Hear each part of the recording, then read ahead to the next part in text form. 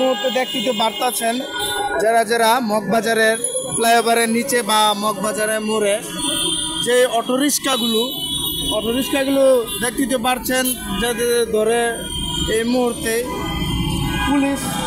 Police মামলা দিচ্ছে বা অটোরিক্সা চালানো নিষিদ্ধ হতে, এটা তো আপনারা দেখতে পারছেন। রাজধানীতে পুলিশের হাত থেকে অটো রেহাই পেল না, আর পেবেও না। মানুষের অনেক দুর্ঘটনায় অনেক কিছু হয়, হ্যাঁ, এইগুলি কন্ট্রোল ব্রেক ফেল ছাড়া কন্ট্রোল করা যায় না।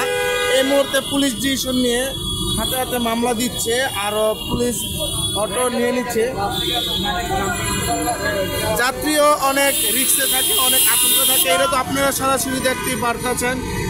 রাজধানীতে মগবাজারে এখানে পুলিশ রেকার দিয়ে তাদেরকে মামলা দিচ্ছে, তাদের অটো চালানোর